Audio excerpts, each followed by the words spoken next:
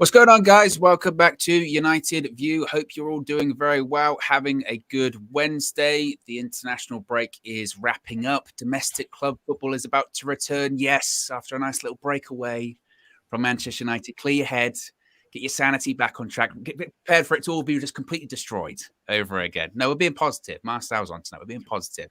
It's now or never when it comes to Manchester United as we begin to enter the closing stages of the Premier League. Joined this evening, as I mentioned, by Faz, Cam and Marcel. And there's always plenty of news stories to get into in the world of Manchester United. So we've got to start off talking about Harry Maguire. When don't we talk about Harry Maguire? But we've got to start off talking about Harry Maguire. Last night, Manchester United captain was representing England in a match against the Ivory Coast at Wembley. But England's victory isn't the big talking point coming out of the match. People are talking about the reception for Harry Maguire. Now, if you're not familiar, if you're not aware, Maguire was booed by sections of the England fans inside Wembley, which has sparked a huge debate amongst fans on social media, on radio, on channels like this. Gareth Southgate said it was, quote, a joke, absolutely scandalous. He doesn't deserve that reception. We're either all in this together or we're not. I thought the reception was a joke, an absolute joke. What he has done for us, the way he has performed for England, I don't get it. Teammates such as the England captain, Harry Kane, Jack Grealish, Raheem Sterling, Declan Rice have all come out in defence of Harry Maguire. I'll start off with you, Cam, because I know a lot of people have got lots of different opinions on this one. So I'll start off with you. What did you think of the reception for Maguire last night? I think it's a disgrace. I think if you look at a player who is your country's all-time record goal-scoring defender, he's been in the team of the tournament for European Championships and the World Cup. I can't remember the last time he had a bad game for England. If you think of players who are their country's record all-time goal-scoring defender, been in a team of the tournament for a European Championship and a World Cup, what players come to mind? Ask any of you guys, ask anyone in the comments, what sort of players come to mind? Because the first one that came to mind for me was someone like Sergio Ramos. And being in that sort of company is not a bad idea. And Harry Maguire for England has always been very, very good. Every single time he's pulls on that England shirt, he's one of the better players in the team. I can't remember the last time he had a bad game. For Manchester United, yeah, he's awful. But if you're an England fan, and I'm assuming it wasn't the Manchester United supporting England fans that were booing him yesterday, I see no reason to boo him. Every time he puts on the shirt for England, he's brilliant. And every single time he plays against your club, he's useless. Whoever you support, it's perfect. It's a win-win situation. You come up against him at club level. He is what gives you hope. He could give you. If you're a lower league club, if you're a League Two club fan and you're booing Harry Maguire, why? If you draw Manchester United in the League Cup, in the FA Cup, he is the reason. He gives you hope you might get through that tie. So I have no reason why these people are booing Harry Maguire, unless they're Man United fans, in which case, even so, he plays well for England. But I just don't get it. I don't get it. He's good for England and useless for United, but it's the England fans that are booing him. We'll go through everyone's opinion, then we'll get into the real sort of back and forth, because there are a lot of arguments on different sides, I think, with this one. Faz, what did you make of the boos and what do you make to the reception afterwards when it comes to the reaction of the boos? Firstly, I think more than the fans and everyone else, England fans, we all know how they are. We all know the type of fans in and around the stadium when England are playing. Big players, 20 times more bigger than Harry Maguire, have been booed, like Wayne Rooney, Peter Crouch, Ashley Cole. They've all been booed before. So Gareth made a big deal of people booing Mr. Maguire. He should have just said, okay, yeah, they booed out, but he had a good performance and moved on to the win. And also the media have a big part in this. They've kind of highlighted this way more than the actual performance, way more than the actual results. Harry Maguire was also involved in the second goal, the pass that he made through. At a club level, he's absolutely awful and diabolical. But I actually agree with Cam. He turns up for his country. His stats and everything speak for itself when he plays for his country. He's 3 times more better when he plays for his country. And, the fans booing him, the only justification would be that they've got some sort of either agenda. If they're not Man United fans, they've probably got some sort of agenda against him. I'm not going to defend him because right now I'm still bruised and aching from what's going on in my club. But still, booing a player before the game has started without actual kind of justification. He's not done anything. He's not done anything out of line, the game's just starting. It's not even like, oh, okay, England lost, Harry had a bad game, he had a own goal, nothing like that. So you're booing a player before the game started. It's a bit weird, but the media and Gareth, they stretched it out more than it needs to be. They should have just been, buried away. Like, yeah, okay, they booed. That's how England fans are. Big deal. But we won the game 3-0. Let's concentrate on that. Marcel, what did you think? Do you think it's a case of, again, United fans being disgruntled? Do you think it's a case of maybe Gareth Southgate, like Faz says, and the media putting too much into it? Do you think it was out of order, disgrace, which is what Gareth Southgate has said? How did you feel about it? Well, we've been saying all season that this player is no good. So I feel like, the rest of the country's just seeing, a lot of the stuff coming out of Man United been, Paul Maguire. So, but I think the booings, does he get that call up based on any merit or any of the last 2 or 3 months? No. So I just feel like, the fans maybe are expressing their feelings on the fact that he doesn't deserve to be in that position. I mean, if you're talking about his previous caps for the country, then yeah, okay, I agree with it, with both Cams and Faz. But at the end of the day, he doesn't deserve to be there on recent performances. No way. We could have had another younger player come in and have an opportunity for England. So that's my view on it. So Cam, do you think that's what it is then? Do you think it's a case of, and it's difficult to know what they're necessarily booing. That's the problem, isn't it? Are they booing Manchester United's Harry Maguire? Are they booing England's Harry Maguire? Are they booing the fact that he's called up to the squad in the first place? Or are they booing because he's the captain of United and they don't want him to be the captain? I mean, where do you think it really stems from? I mean, straight up, I don't think any of the England fans really care that much about United. I think they're enjoying, most of them are enjoying laughing at United right now. So I don't think it's anything to do with that. And I think if it's in terms of whether he should have been in the squad or not, players like Fikayo Tomori, yeah, he's got a shout of being in the squad. How many of those fans that have booed Tomori have watched a single game, booed Maguire, have watched a single game Tomori's played this season? Probably none. I haven't watched a single game Tomori's played this season. I think fans can look at it and say Harry Maguire shouldn't be in that squad, but we overhype youngsters very easily. And when you're going into a big tournament, which were obviously the World Cup's in December, you've got to have your senior players that you rely on. And in the previous 2 tournaments, Harry Maguire's been brilliant. There was never, especially with the lack of players we've got at centre-back that are really any good, there was never any debate, never any chance that Harry Maguire wouldn't be in that squad for Qatar. So obviously he's going to be in the squad leading up to it. And I think there's more of a conversation in terms of the World Cup, in terms of who partners Harry Maguire, because there's no chance, realistically, unless his form nosedives even more at club level and at England level, that he gets left out of the squad. So I think at this point, conversation really, in terms of in Gareth Southgate's head at least, will be who partners Maguire in Qatar. So it's not even a debate about whether Maguire starts. I really don't understand the point of booing him, because it's not like, as we said, it's been bad for England. It's not like he's not going to play in Qatar. Yeah, on form, he's not the best centre-back in England right now, but there's no chance that he gets left out of the squad. It's just not going to happen. It's like there's been periods of time when all sorts of fantastic players. Sergio Ramos has been out of form for his club, and he's still in the Spain squad. Gerard Piqué's been out of form for Spain in previous years, and he still gets in the squad for the tournament, and everyone gets behind him. So I just don't understand why it's happening for Maguire right now. Well, the question is, when you say those names, Cam, is he on that level though? Yeah. Obviously, he's nowhere near as good a player as Gerard Piqué or Sergio Ramos. There's no debate on that. But if you look at where he's gone for England, realistically, he's done more for England than the likes of Rio Ferdinand and John Terry. He's anywhere near as good of a player as those two. Not a chance. But Harry Maguire's done more for England than those two ever have. So I think he deserves a lot more respect than he's getting from the England fans right now, to be honest. I think, you know what, I must say, it must be that fans are not happy that he's been selected in the squad or he's the starting in the squad considering his form. It could just be simply down to that. Yeah, what's wrong with booing people because of that? What's wrong with booing someone because you think that's not fair? Like somebody else could have taken that position. That he's not played good enough. Like I said, he doesn't deserve it. For the last 3 months, it's been shocking the whole season. You might as well just call it the whole season. So then why is he in the squad? Why are we picking people for the country that are not playing good football? I suppose it depends. I was going to say that was going to be my next question, guys. I'll throw it to you, Marcel, since you brought it up.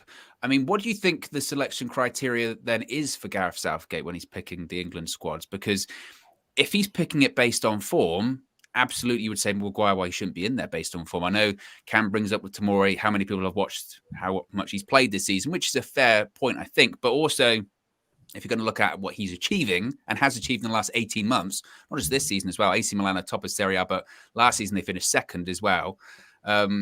you could argue based on form, then he should be in? Or is Southgate picking a squad that's based on what these players have achieved during his tenure there? Which one do you kind of think it is? His tenure there, if I'm honest.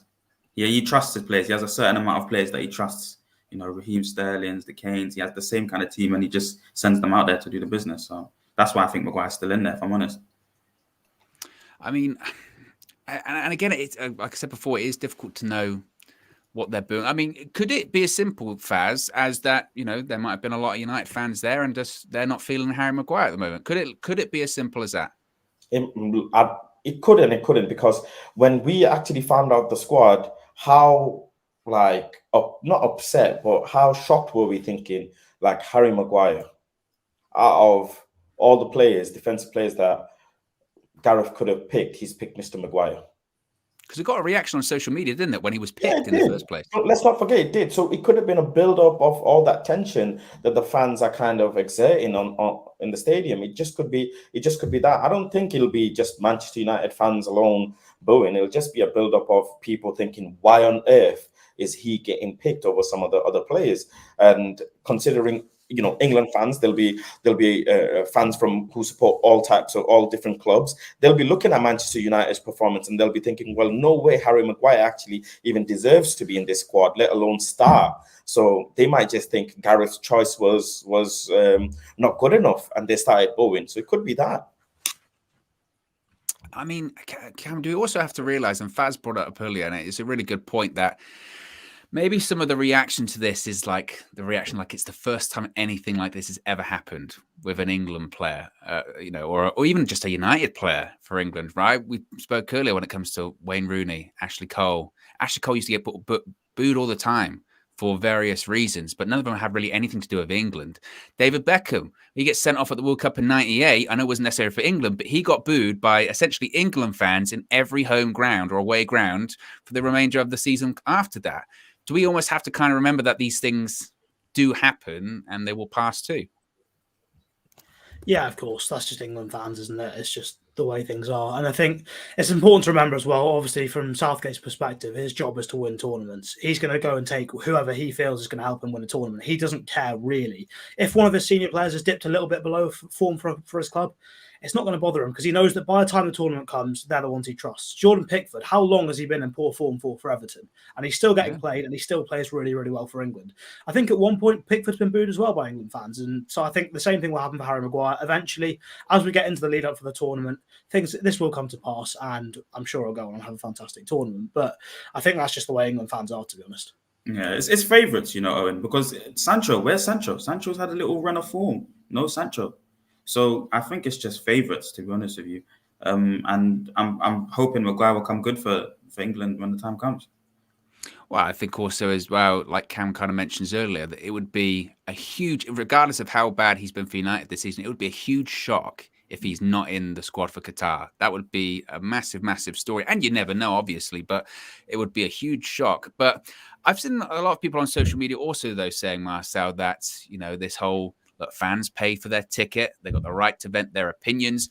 Are we not sort of ruling out that you can't boo a player? Are we kind of more looking at the reasons as to why they're booing the player? Yeah, I think so. I think we are looking more at that, because at the end of the day, like, they're right. Fans are right. They've come in there. They want to see performances. But at the end of the day, we've seen his whole season. Like, why? Like, if you look at what he's produced this season, why would you then get called up for England? Why? That's an honourable call. That's like honourable cap. That's an amazing achievement. You need to give that to somebody. The only thing I'm thinking of, who else would there be to really select from? What other players at the centre? Like, we don't have like a lot of top level centre backs. That's the only thing. That's what I'm thinking to myself. But I don't know. I feel like, you know, there's two sides to it, and at the end of the day, he's gone with, you know, he trusts this player and he'll always pick him. Certainly looks like that. I mean, Faz, what reception do you think he gets at Old Trafford on Saturday? Because this is going to be the really interesting thing, I think, is that, look, even by his home fans at Old Trafford, I don't think Maguire's been, I mean, you're at all of the games. When Maguire's name is announced, like yesterday, I can't recall it getting met with massive, massive boos or anything like that. But do you think he's going to get overly cheered at the weekend? We're assuming that he's going to start. Or do you think that United fans are just going to be indifferent on it? You're muted. Yeah, you're muted. On what planet? Sorry, I was on what planet and why would I cheer for Mr. Maguire? What is he? What one game has he given me to look forward for me to go and cheer for Mr. Maguire at Old Trafford? Never. Impossible. No, impossible. 3 years ago, 4 years ago, before he came to us, he was the type of centre back we thought we needed. That's why we went and bought him. He came to us and he just absolutely went backwards. Absolutely went backwards.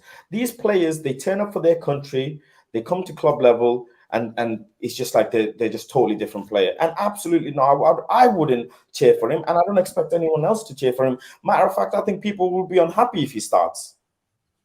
People would be genuinely pissed off if he starts. I would be. When I hear, every time I go to Old Trafford, I hear Harry Maguire say, "Oh, for God's sake, here we go again." So no, I won't cheer for him. And if his name gets called up, I won't be looking forward to it at all. So you don't think there's going to be this, because sometimes when players are in either scandal or the media against him, you get this kind of bigger reaction, shall we say, at Old Trafford. You don't expect to see that at the weekend or anything like that? No. What for? It's not even a big deal. England won 3-0. It's not even a big deal. I've even forgot about it. Like, it's not, and it's not even like it's like and it was an important game or whatever. I'm not even no. I've got to concentrate on Saturday. And frankly, if his name gets called up, it's not even like I can say, oh, he had a good game for England. He's gonna come in and he played a good ball for the second goal. The teammates are behind him. He's gonna be full of confidence. I can't even think like that. I can't. I mean, so no, I was going to say, Cam, do you think first of all, do you think he's going to start at the weekend? And two, we'll continue that. What kind of reception do you think he gets?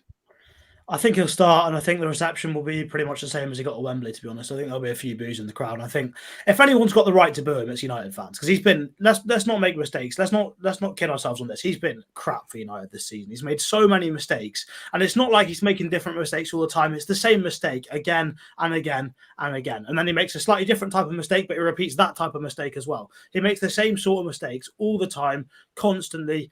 And then he comes out in the press, he says the same interview, he gives you the same tweets, the same Instagram posts, the same thing every time.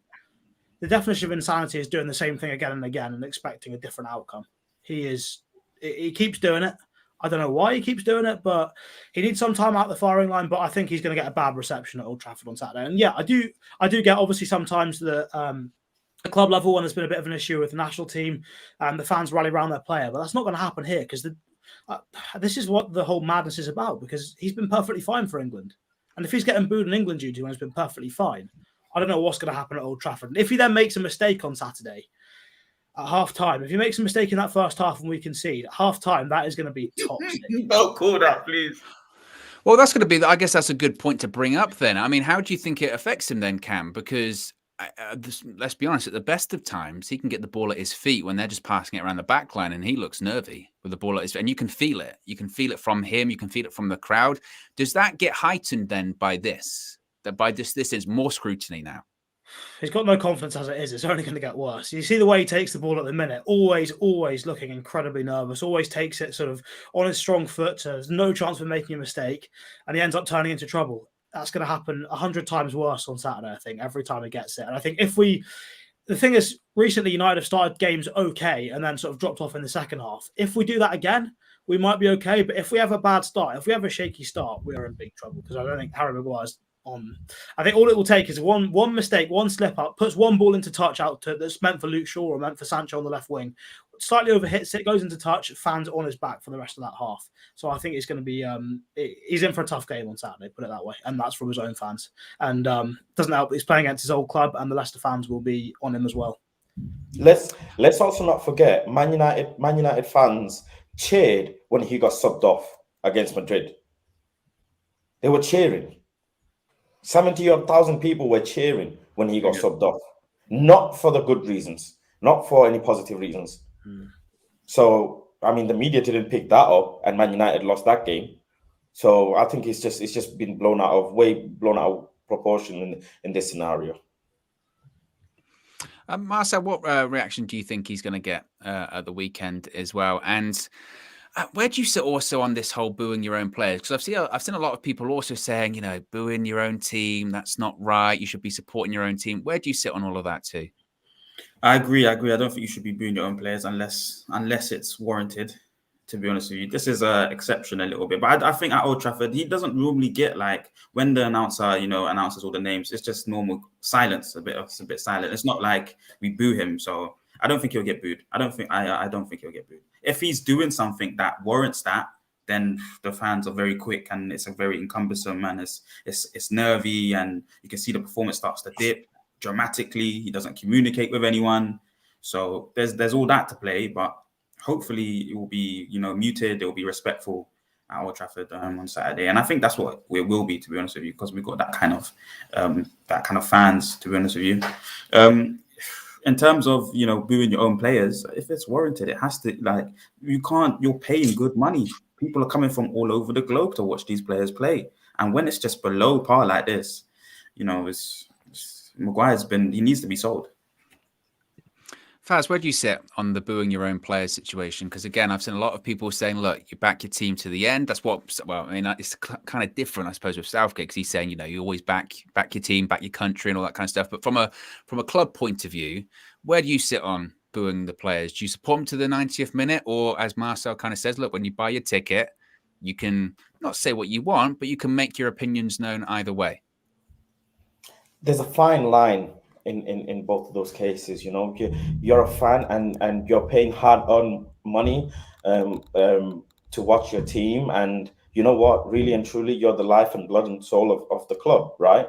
But then also, do you boo a player when like Marcel said, it's warranted, and when you want to get your emotions across? Yes, you do. You also support your team when things are going south and things are going bad. But when it's constant, when there's no improvement, when there's this situation where your team's just in the mud, right? And there's nothing to look forward to as well. Let's not forget, there's nothing to look forward to. It's not like they're gonna reduce our ticket prices. It's not like we're still coming week in, week out. Some people are traveling thousands of miles cross country to come and watch this team. So yes, I think fans do have a right to show their emotion. I think yes, fans do have a right to boo you, especially when you are playing poorly, considering the amount of money we paid for you, considering the amount of wages you get, considering the level of football that you're playing at, the club that you're playing at. Yes, you'll get it. And even when you play good, there will be some people who still boo you. But you can't be like this. I said it before. This thing around, oh my God, oh, he's booing me. Oh my God, they've said something. Get over it. You're at the highest level of the sport. This comes with the territory. Get over it. And as fans, fans will do it all the time. So you just need to suck it up. Cam, what do you think it says, though, about the state of affairs, shall we say, at Manchester United? Because, you could argue that maybe that this is sort of bled over from the poor form at United and the sort of the feeling towards Maguire from United. And look, Maguire's not the only player to be brunt of that at the moment, right? I mean, Rashford wasn't in the England squad, but we've seen examples when it comes to Rashford recently as well. What do you think just all of this says about the state of affairs at United? Is this just kind of part of the mess that we find ourselves in at the moment? Oh, 100%. I think a big part of why Harry Maguire's getting a lot of hate from United fans right now is that he is the only real big point that's left from Ole Gunnar Solskjaer's reign. He's the one thing that basically Solskjaer has brought in and said the first thing he did was make Harry Maguire captain, basically. So he's a big sticking point of what the previous manager did that we didn't really like. One of the biggest mistakes he probably made. And the fact he's still captain, a lot of United fans don't like it, and rightly so, because there's no way you can look at Harry Maguire, either at performances or the way he comes out in the press or the way even just the way he looks on the pitch. There's no way you can come out and say he's a captain. And the fact that he's Man United captain, it irritates a lot of people, and rightly so. So I think it is a sticking point of what's left at United, and I think it shows some of the issues we've had with recruitment. And I think more than anything else as well, from an England perspective, it shows how deeply stretched we are for centre-backs, to say the least, because Tyrone Mings is in the squad. And if people are saying Harry Maguire should not have been in the England squad, I can guarantee you 100 million times he's better than Tyrone Mings. Yeah, well, it's the left foot. That's what it is, Cam, isn't it? It's the left foot of Tyrone Mings. That's about it. Marcel, like just to put a bit of a button on this, do you think that if your players, even within the England squad, but just in general, but let's stick to the England squad, we've been linked with people like Declan Rice, Harry Kane, whatever. But do you think prospective people that might be coming into United, do you think they look at, like, say, this situation and go, you know what? I just don't want any part of that. You know, they might be interested in me, but I don't want to jump into that kind of atmosphere. I've seen what's going on with Kane and Rashford and all that kind of stuff, and that's just not for me. Do you think it puts players off? No, well, hopefully not top players. It shouldn't put top players off. They should be ready to come in and play for the big teams. And we're still a big team. We're not a successful team of late, but we're still a massive team.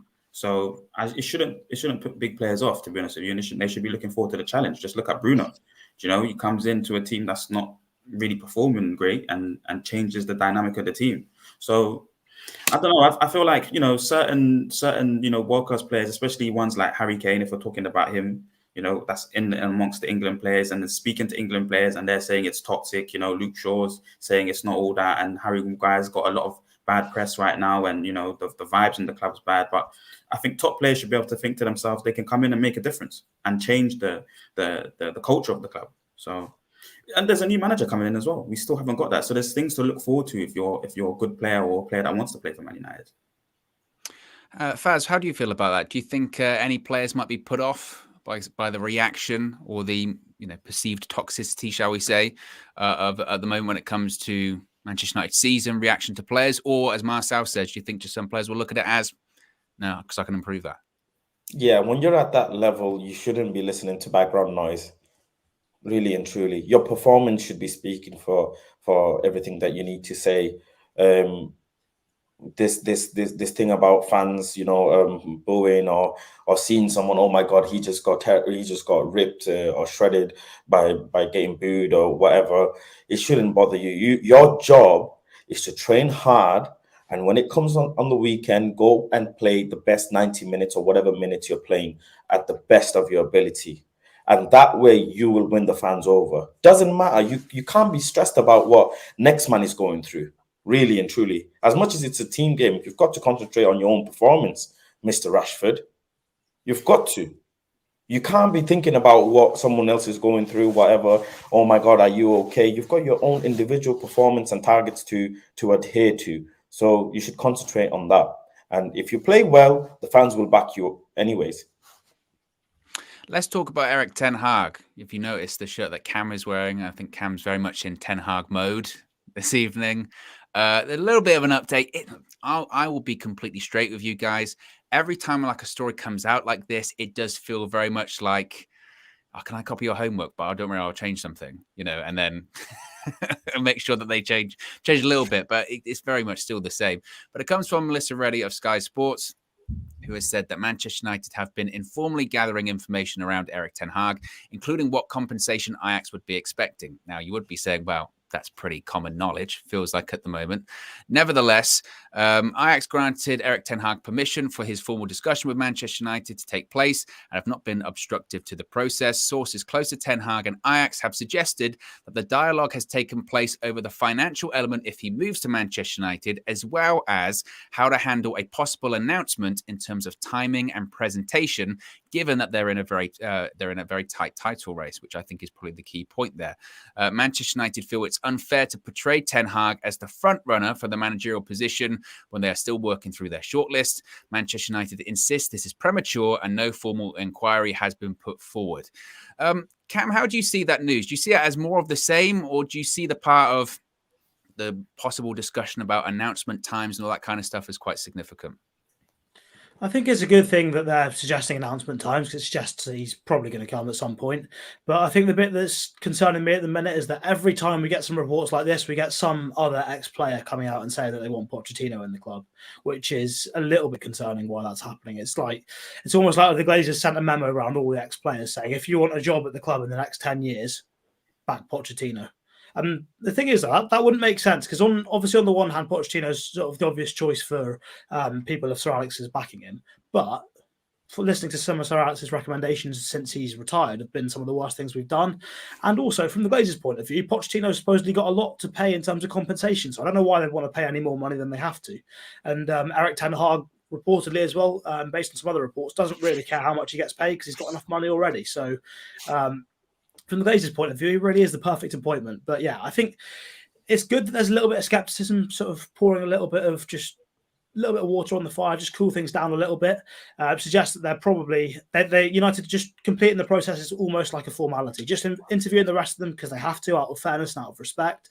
And I think that's also interviewing the rest of the candidates isn't a bad thing, because what if one of them comes out with a great idea, doesn't end up getting appointed, but it's an idea that that whoever we do appoint can go and use. So I think it's fair enough appointing them and completing the rest of the process, but it's kind of good that we're getting sort of a little bit more. So we're getting a bit closer to the announcement, but we're also getting a little bit of skepticism poured on it. That tells me that something is happening, because you don't get smoke without fire. And if something isn't happening, you're not going to get the club coming out and sort of reporting on it. They'll just say straight away, no, it's not happening.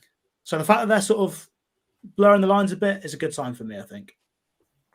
Marcel, how do you see it when it comes to Ten Hag at the moment? Do you think we're getting closer and closer to him being the guy, or are you worried about those reports that come out and say, look, there are other people that are interested, German sides, possibly another English side? How are you feeling about Ten Hag at the moment? Very worried, Owen. Very worried. If we do not get this You're meant to be optimistic. You're meant to be the optimism guy. He's coming in. Don't worry about it. No, I'm worried. I'm worried because I really want him to come in. He's gonna be the guy to change the whole club, especially the next 10 years. He's the guy that's going to change the way this club's playing football.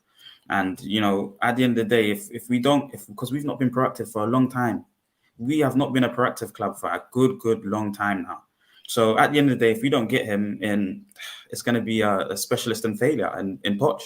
And I don't want that. So I'm just hoping that we can get that sorted as quickly as possible. We can help him get the signings that he wants. He can come and look at players. He can come and look at the training systems, coaches, and start building a structure. As they're talking about, finding the right timing when it comes to an announcement, possibly. I mean, I find it interesting that they say, they're working out what the compensation would be, because the figure's out there. It's like 4 or 5 million. I think that's widely known. But the whole discussion about when the announcement could be is quite significant, because as we mentioned, Ajax are in a title race. When do you expect that announcement to be made if it were to be Ten Hag? Are we still kind of discussing this, but we're going to be discussing this for a while, because only realistically the announcement could come at the end of the season? I think they already know that they're going to bring him at this rate, because the way they're giving out contracts or discussing player contract extensions, it's like obviously they've already considered who the manager is going to be. So they've probably, out of respect for Van der Sar, out of respect for Ajax, United and Ajax have a great relationship. They're thinking, you're in a title race. Your fans are very passionate. Your fans actually don't want to see the manager leave just yet. We're gonna hold the announcement off, and in due time, maybe toward the latter stage of the season, we'll announce Ten Hag. Until then, we'll just keep entertaining some other candidates and just go with the flow. I mean, Cam, at this point, like we were sort of saying, it feels like every day more people get taken out of this shortlist, even though United are apparently going through this shortlist. Yesterday it was Lopetegui going, I'm going to be at Sevilla next season. It was also Enrique. And that was the weirdest one, the Luis Enrique one, of like, he's not going to be available because at the World Cup, we knew that. So again, at this point, does it just feel inevitable that it's going to have to be Ten Hag or Poch, because what other options really are there? No, exactly. I think everyone's known for a long time now. It's been basically between those two. Everyone else on the shortlist is just there because you can't really just have a two-man shortlist. You've got to have some sort of competition, but we've all known for a long time it's just Ten Hag versus Poch. And I think now the longer it goes on, it's getting pretty clear that Ten Hag's the man that they want. And it looks like as well that Pochettino may end up at Real Madrid. So we'll see what happens next season. But if Pochettino's not available, or even if he is, either way, it looks like Erik Ten Hag's the man that is going to come. And finally, it seems like it is on the way. And as Faz said, maybe it has already happened. And out of respect, they're not saying anything yet. Certainly is possible. James is in the chat, says big up to the panel. Big up, James. James, hope you're doing well. I want to talk about this story, Marcel, because it's one of those ones which I look at it and I go, I don't know about that. But it's an interesting discussion point nevertheless. Harry Kane possibly coming to United and Marcel being involved in the transfer plus money. Now, this comes from Rob Dawson from ESPN, who says Manchester United are exploring the possibility of including Anthony Marcel to facilitate a move for Harry Kane. Tottenham's valuation of more than 100 million for Harry Kane is considered problematic. But there is hope that Anthony Marcel moving the other way, either in a separate deal or as part of the same agreement, would offset some of the costs. Marcel would prefer a move to Italy or Spain if he leaves Manchester United permanently in the summer. When you hear that, Marcel, what's your initial reaction? Is that possible, or are we talking fantasy? News to my ears. This is beautiful music. And he needs to leave. It's music, but is it real music? I don't know. That's a good question. I don't know. But just the prospect maybe of having Harry Kane in the club is a good thing. I think he's a world-class prolific striker. I think a Harry Kane and Bruno partnership would be elite. But in terms of how it will be done and Martial going over, I think who's their chairman? Levy. Yeah. Yeah. He's a savvy businessman, so he might want somebody in return, and that will make things easier. Martial doesn't want to be part of the club anymore, so it seems like there's all the pieces are in place potentially for something to be worked on. So it's not something that's completely not realistic. It can happen. That is something that I think can happen. A player like Harry Kane needs to be playing at a top club, so it can happen. I like Phil's asking if Faz is awake. I think he's looking downwards. That's why he's not asleep. No, I'm. After you said Harry Kane, I went sleep. Why did you go sleep after we said Harry Kane? I don't want Mr. Harry Kane. He wants Mitrovic. I'd rather have Martinez from Inter. I would. Really? He's much more pacey. He'll cost us a lot less. A lot less. And Ten Hag, I don't know what Ten Hag would get out of Mr. Kane. I said it in my fan camp before. Not one goal from Mr. Harry Kane was iconic out of his 100 and odd goals that he has. I remember this. You are not a Harry Kane fan. Mitrovic fan. Yeah. The only thing he has going for him is that golden boot that he got. Other than that, he has nothing to offer us. He's a tapping merchant. No, I don't want him for Manchester United. And plus, if we're really going on a building stage, why aren't we getting young, hungry strikers in? Yeah. Why? Why not? Why, if we're going on a building stage and Ten Hag gonna apparently produce this chain of players from this conveyor belt of players from academy level and all the way to the first team, why aren't we going for young, hungry, fast strikers? Killer strikers. Look at the mistake Chelsea made. They went and spent 100 million on Mr. Lukaku, and look what happened. No, I don't want to do this again, especially if we're going on this building stage. I don't want Mr. Kane. Yeah, he's injury prone. He's injury prone as well. I'll add to that. He's injury prone as well, so he's not good. Alexander Isak. There's plenty more, like you said, Martinez, Alexander Isak, Richarlison. There's a lot more, younger, hungry players that could maybe be better. But no, Mr. Harry Kane, he plays for England, and he's a Premier League proven player and Golden Boot winner, and he's done well in the World Cup, in the Euros, yada, yada, yada. Let's get him. Manchester United going round in circles again, signing players because of their name and shirt again. Is that what you would see that as then, Faz? Just the same mistake over and over again? What else will you see it as? You tell me. What else do you see in Mr. Educate me, please. Owen, educate me as to what you see in Harry Kane that I do not see, please. I don't know. I'm actually, if you're asking for my opinion is that I find it kind of strange that Harry Kane. The reason why we're being linked with Harry Kane is because, for whatever reason, and I understand Kane's record's great and all this kind of stuff, but for whatever reason, there is an obsession with Harry Kane in England and in the English press, certainly. But he's not what we need at all. Let's be honest. We're talking about replacing Cavani. We'll talk about Cavani in a bit, but we're talking about replacing Cavani, and the profile of striker we were looking for was a young, up-and-coming striker that could do it now, but could also take the mantle from Ronaldo in a year's time when Ronaldo goes. That's what we needed. So I don't understand how how the club or the media, whatever, have gone from that to Harry Kane, who was 29, 30? Yeah. Plus he'll be out of action for at least 3 months per year. Foot injury, ankle injury, guaranteed. Yeah. This season, he might be playing okay now, but for half the season, he couldn't score. And also, my concern would be, what's he coming to United for? I said this yesterday. He did an interview with Gary Neville on that podcast, The Overlap, and he was like, look, I want to win trophies. I want to win trophies. He was wanting to go to Man City because he wanted to win trophies. I'm a United fan, but if you're coming to Man United at the moment, it ain't to win trophies, because we're not going to win trophies at the moment. And he hasn't got long to do it. If he said, I want to win trophies, and he was 23, 24, I'd say, okay, because you see yourself in 2-3 years winning trophies. Does Harry Kane see himself at 33 winning trophies at Manchester United? He's in his peak, or maybe beginning to get to that cycle where he could start dipping.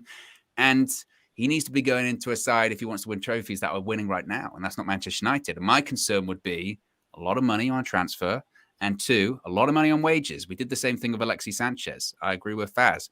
What do you think about it, Cam? I think there are reasons to get Harry Kane, but I think the issue, obviously, we want a young striker. That's the priority. But the issue with that is that who do you get? Because Erling Haaland doesn't want to come to Man United. That's pretty clear. And outside of that, I don't think there's anyone really who's good enough to take up that mantle now. I think you could talk about Lautaro Martinez, but he's every single time he tries to strike a ball, he tries to strike it as hard as he possibly can. And a lot of times that ends up in Rosette or going like 5 yards wide either side. And a lot of times, well, sometimes it comes off, he scores a worldie like he did in the Champions League, but the vast majority of the time, it ends up with him missing a chance he should probably score. And if he's not learned that already, it's a big problem for a striker to have. And I don't think he's capable of playing as an out-and-out number 9 by himself. So he's not really what we need. I can't think of anyone else really that's good enough to take up that job now. Because realistically, with Cristiano Ronaldo, if we're saying that he can only play one game a week, then we're going to need someone else who can play one game a week when... Obviously, next season with the World Cup in the middle of the season, we'll have a midweek game and a weekend game pretty much every week. So we're going to need someone who's capable of playing at least 1 or 2 games a week. Someone who's capable of being basically a first-choice striker that we could rotate when Ronaldo's not playing. I don't see any young players, really, any young strikers that are good enough to take up that role right now. Alexander Isak, Cam, sorry to cut you. What do you think? No, it's fair enough. I just don't think he's good enough in front of goal. I think he's a fantastic link-up player. He's really, really good. Obviously, he's a bit like Pogba in the sense of he's got incredible feet for a guy that tall, that big, and technically he's fantastic. But I'm just not sure his finishing is good enough yet, to be honest. But don't you think he learns from Ronaldo though? You learn from the top players, and because you're sharing the minutes with Ronaldo, you get a little bit of time out of the spotlight, time to go again, that kind of thing. Yeah, possibly, but I don't even know if learning from other people is a thing anymore. Rashford's had Solskjaer, Ronaldo, Rooney, Ibrahimovic. He's learned nothing. So I don't know. I don't know if we can assume that anymore these days. But yeah, I mean, I suppose he's okay, but is he really good enough to be Manchester United's starting striker? I don't think so right now. I think Harry Kane's the only person that is actually good enough to be our starting striker right now. Yeah, Jonathan David was another one in my head that I can think of now. Yeah, if you're going to say Harry Kane in the same sentence as Manchester United, I might as well go and get Lewandowski when his contract's running out and he's looking for a new challenge. He's a much levels above Harry Kane. You did call Harry Kane a tap-in merchant, and Lewandowski is like the ultimate. But Lewandowski's got the pedigree. He's won multiple. I would agree. Yes, at the highest level, and he can also deal with that type of pressure that Manchester United will bring to him. But Harry Kane, really and truly, what other qualities will he have compared to Lewandowski? And I'm saying this because we're mentioning Harry Kane with Manchester United. Well, if we're mentioning Harry Kane with Manchester United, why is Lewandowski not in the conversation? Someone who was nominated for Ballon d'Or, really. But Ten Hag doesn't want like an all-purpose striker. He wants kind of like a focal point target man in the box striker. So I think Harry Kane's suitable for that. Left foot, right foot, headers. He wants a focal. Haller is like a focal point striker that just finishes up majority of the chances that the other players are working for him. Harry Kane can do that job. Yes, he can play in the 10 as well. He likes to drop back and take the long shots, but he can stay in the box and score goals. He's potent in front of goal fans. He also needs the type of service constantly in a game in, game out. Yeah. So we'll have to Harry Kane alone. I mean, in Tottenham, he's playing absolutely brilliantly. His stats are brilliant because of, let's not forget, Son. They have a partnership going on, right? We'll have to build that same partnership with him here. Do you really think you see him, and who else do you see in our squad building that partnership with him? Bruno. I think him and Bruno have a really good partnership. Yeah. So I think what we've got to work to now is we need to get a creative player on either wing. Sancho on the left, Anthony on the right from Ajax. Get him in.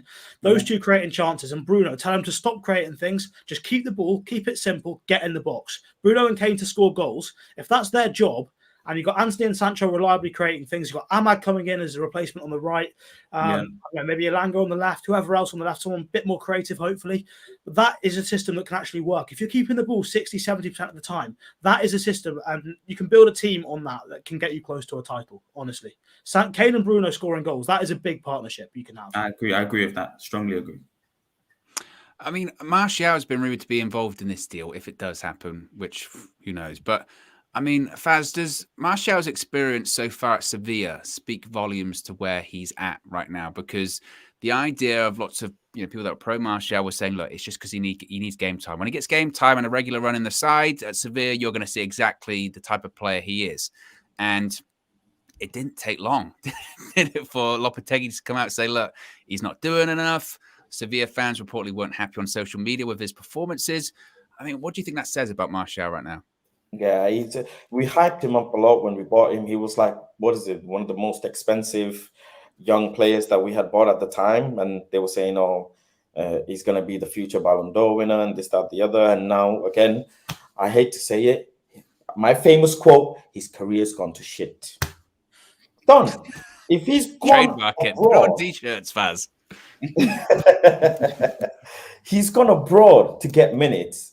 I saw this highlight reel of him. He's trying to finesse the ball whilst it's in the air and whatnot, and he's not getting minutes. He always looks upset. Even in United, when he played, he always looks upset. He looks like something bad happened in the morning. I don't know. He's not the player for Manchester United at all. And if he's been considered for the deal, I would totally, use him as a swap deal for any team with any striker, 100%.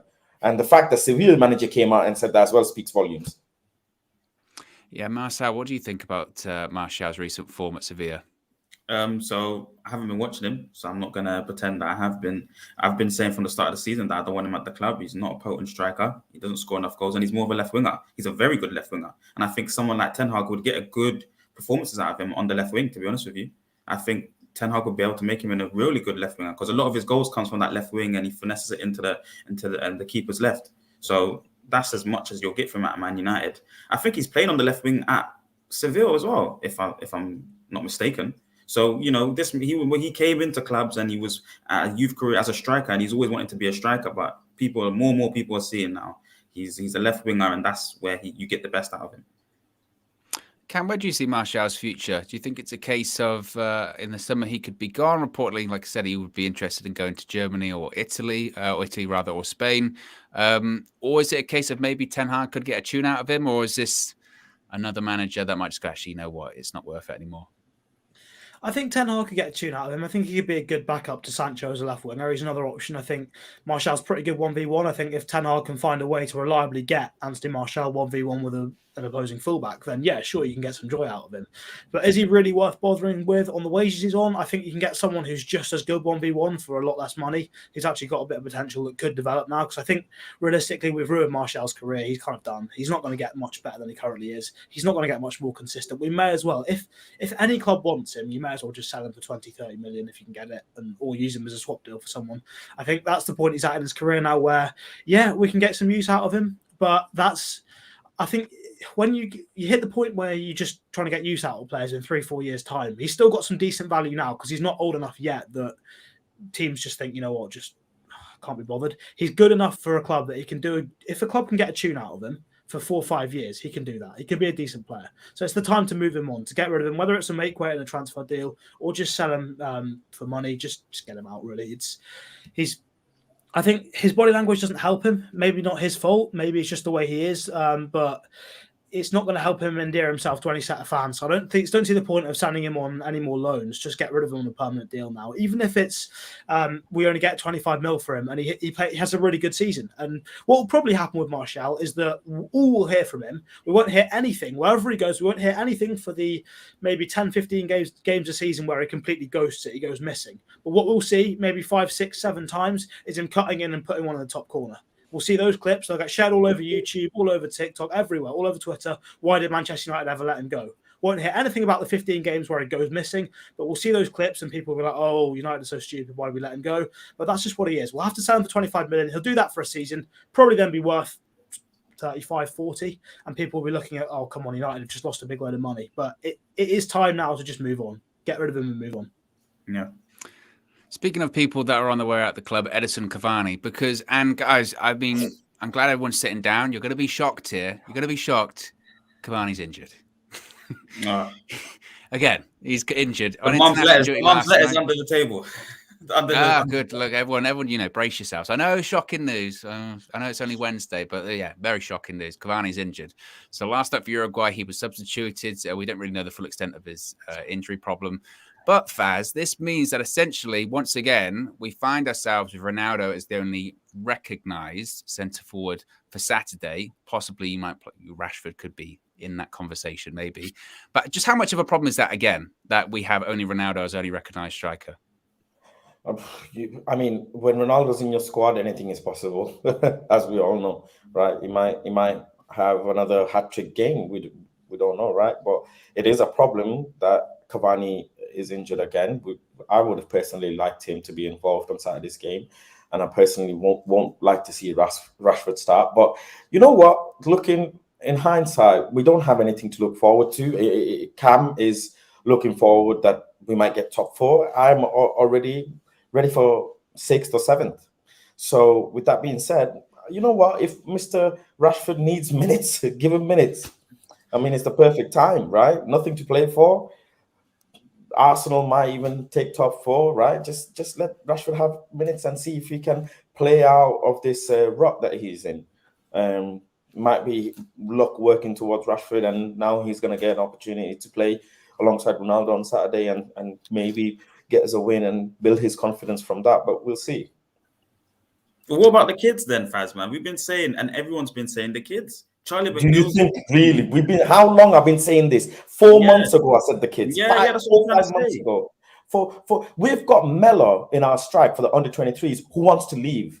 Melo wants to leave the under-23s. I went and watched him. I'm going watching under-23s or under-18s on Friday the 8th against Chelsea. But some of the players, they want to leave, and this is the problem we have is we have good potential players in our academy, in our under-23s, and we need to play them. Sorry, we need to play them. You're right. We need to play them. Yeah. Give them the opportunity. Yeah. If Ragnick is saying that players need to look up to, or they should look up to the likes of Elanga, who's just broke into the scene, then why not take this opportunity and give some of the players like Hannibal, Zidane, Melo, some of these players a run in some of these games? Why not? Yep. They should at least be the best. If you really want top four or don't want top four, whatever it is, why take the risk of playing Rashford again and him getting slated and not playing out of his form? Why? I mean, the thing is with Cavani, Cam, is that we can get frustrated that he's injured again, but we also have to kind of blame ourselves because we knew what we were getting into when we signed him. I mean, last season it wasn't obviously this bad. This season it feels, I mean, has he even played double-digit games? I don't think he has. How many more games do you think he plays at United at this point? 1, maybe, if that. 3. We've only got 3. You reckon 3? Put it in the chat, guys. Put it in the chat. How many games does Cavani play between now and the end of the season? Faz is going with 3. Cam's going with 1. Marcel? Yeah, I'll go for 3, 2 or 3. Yeah, something safe, 2 or 3. I think the only good thing about his injury this time is it happened on TV, so at least we can be fairly sure something's actually happened. Whereas previous ones. Well, they don't know, by the way, they don't know the extent of his injury yet. If I'm correct, Owen, they don't actually know how bad it is. So we'll find out. But this is the thing with him, though, isn't it, Faz? Is that like we can talk about the extent. He's trained. He's trained games, and Rangnick has done press conferences going, "Yep, Cavani's playing tomorrow," and then he doesn't play. And they go, "Why did he play?" He goes, "He trained." And I don't know. And then he's been out for like 3 weeks when that happened. So if he's come off for an injury, it might be a season ender. Who knows? You can never tell. I mean, what goes around comes around. Maybe. I'm not saying he is, and I hope he's not. But like Ragnick said, he was training, and all of a sudden he's injured, and he's claiming he's injured. Well, look what God did. Now you're actually injured. I'm just saying, what goes around comes around. Marcel, do you think when it comes to Ronaldo being as a striker, now again, we're assuming that he will start Ronaldo on Saturday, but again, look, he's coming off international duty as well. He is 37, right? And he's played an important game for Portugal. They beat North Macedonia, but big game. So there is a chance that I suppose Rashford could start up top, considering he's played. He's been in training this entire time. Could this be the time for Rashford to kind of dust off those cobwebs, get back into form? Do you think it is the time? It is the time. He's got 3 games, winnable games right now. He's got 3 winnable games coming up right now. This is the time. You're right. This is the time for him to step up and start scoring goals. He scored a big goal for us against West Ham. We thought he would go on to better the performances, but I'm just hoping that something, because it's going to happen. It's 100% going to happen. He will start scoring again. He will start playing well again. It's definitely going to happen. There's no doubt in my mind that doesn't happen. Whether it's this season towards the end but when we need it to happen some point towards this season, if we're going to push on and fight and pursue this top 4. But next season, he'll dust himself down and go again. So I'm hoping that it happens against Leicester, at least against Norwich. We got easier games at this period. So hopefully. Man, those are jinxing words, Marcel. They are jinxing words. I love the affirmations. I love the affirmations. I love the positivity. I mean, Cam, what do you think about Rashford and his form recently? Looks like Rangnick has said several times in these press conferences, hasn't he? Look, I believe he can be a striker. I believe he's got all the tools to be a striker. He just needs to convert his, performances on the training pitch onto the pitch. Do we see Rashford, turn up that form between now and the end of the season, or is it just a case of, like some reports have been said, he just feels like I just need a good preseason. Once I can get a good preseason under my belt, then I'll be fine. Yeah, I think for me, I think the way to deal with Rashford right now is give him a game at striker for the next couple of games. If he does nothing, then just say, you know what, go away somewhere for the rest of the season. Go on holiday, whatever it takes. Give him a month or so off, however long it takes. Get fully rested, fully recovered. Forget about football for a month, then come back, start to get yourself ready for pre-season and have another go. Because I think it's time now where, realistically, Rashford's played a lot of minutes and he's very, very young. If he hadn't broken through in the way he did, he may never have been a Manchester United player. Because he wasn't, at the time he broke through, he wasn't one of the academy players that everyone was saying, you know what, he's going to be incredible in the first team. In the way that people were hyping up Greenwood because he was such a good finisher. Rashford was so raw, and he's still so raw as a player. He's got a lot to improve on. And I think he's possibly been forced into doing too much too soon because he's been just pretty much always scoring goals. Now, there's been periods in the last couple of years, especially during lockdown, where he's carried this team. He has been the reason we've been getting points. He's dragged us across the line in a lot of games. But maybe for him, at this moment in time, he's burnt out. Maybe it's too much. And I think now is the chance we've got where either he will be able to play himself into form, give him a couple of opportunities to do that, or just give him a really long rest, let him have a pre-season, let him start afresh, completely brand new, and see what he can do. Because otherwise, I think if we keep going with him, if we give him a couple of games, nothing happens, he doesn't play well, and we just let him sit on the bench the rest of the season, I think it's possibly at a point he can never recover. I think his career is genuinely at risk at that point. So I think it's a choice now where, we may be losing one of our attacking players in a season where we've not got that many options anymore, given what's happened with Cavani being constantly injured, and obviously Lingard not really being... we don't really want to play him if we don't have to. And our other attackers aren't in the best of form all the time. So I think it's a tough one to say, but just give him a rest. Let him go and do whatever he wants to for a month, 6 weeks, and forget about football. Hopefully he comes back a good player. You never know. You never know, indeed. Anyway, guys, we're going to wrap it up there. But before we do finish up, I do want to say, first of all, smash a like on the like button. Got nearly 500 people watching. So everyone that's watching now, click like. That's 500 likes. Boom. That's the kind of maths I'm bringing, yeah? That's quick. Also, what I do want to say is, given that Man United are back to action at the weekend, I know the answer I'm going to get, but I'm doing this question specifically because I want to hear what Marcel has to say. Top 4, is it possible? Marcel, I'll start with you. Yes. A resounding yes, guys. Wake up. It's possible and it can happen. There's 3 games. There's 3 big games that we got to play right now. And if we win those 3 games, we're talking a whole different league. And Chelsea, I think, have got 7 or 8 games in 1 month. So they got a congested part of the season to play. Arsenal still got big games to play. We don't know what can happen in this Premier League. Let's support the team for at least the next 3 games, and then you can do whatever you want. But yes, it can happen. Quick question though: what do you guys think Maguire's market value is, and would you take 15 mil for him? Faz, go to you first. Take him, please. Please. Take him, please. Take him. 15 mil. And what's his market value then, Faz? What's his market value? Yeah. I would say 40, 45. Oh, so you're taking a short. You're losing a bit there. But go on. Owen, please. To be honest, I wasn't expecting you to say 40, 45 there, Faz. Honestly, that's taken me back a little bit. I'm not sure people would pay it, that 45. Oh. But would you take 15 for it? 80, I mean. Would I take 15? Yeah. And again, look, Arsenal got slated for their sort of transfer policy recently. Well, in the last couple of transfer windows, going, oh, look at all these people they brought in, and they stood them for free transfers, or whatever. They're benefiting. Take the loss.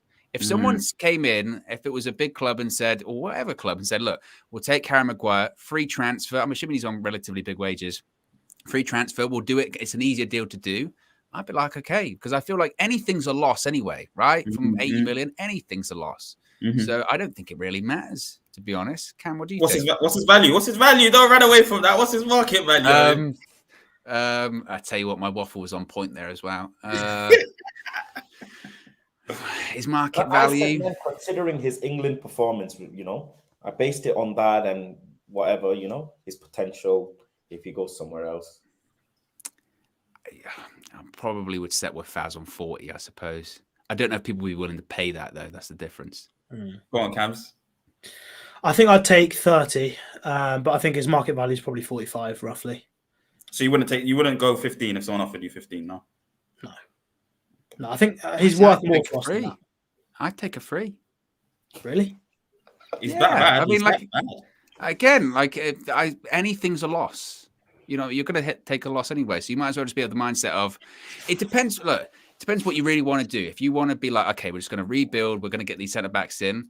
So that's what Arsenal did. They just went, you know what, actually, they're on big wages. And but they've still got Nicolas Pepe they paid, 75 for him? And he's still there doing nothing. That's true, but he's younger, isn't he? Yeah, but he's finished. Every time he steps on that pitch, he's useless. I tell you what, he doesn't get anywhere near enough press, but he's a much worse signing than Harry Maguire. He is useless every time he steps on the pitch for Arsenal. He is so bad, so bad. Flex is in the chat. He says Marcel's asking the big questions. LOL. He is asking the big questions. 100%. Anyway, guys, look, we're going to wrap it up there. Be sure to. Actually, I didn't ask about top four, did I? I asked Marcel about top four. Sorry, Faz, guys. top four. Yeah. Where? Done. Long ago. Goodbye. See you next season. Easy. Cam? Have we still got to play Arsenal? Yeah, we've got to play Arsenal, Chelsea, and Liverpool. And how many points are we going to get out of those 3 games, Marcel? 6. I'm changing it from 5. 6. We were accused of bullying Marcel the other day by KG. And then KG said we're not going to win any. No, I'm joking. 5. 5. What, so you think we're going to win and 2 draws from those 3 games? Yeah. Oh, no. Okay, 4 then. 4. Okay, Cam's 4. You've gone from 6 to 4. 4. 6, I'm not budging. 4. I mean, I can see that. I can see us beating Arsenal and drawing to Chelsea. I think top 4's done realistically. But you never know. If we beat Arsenal and Spurs beat Arsenal, we're back in the race. So it's doable. You never know. Anyway, guys, look, we're out of here. Have a good one. Peace.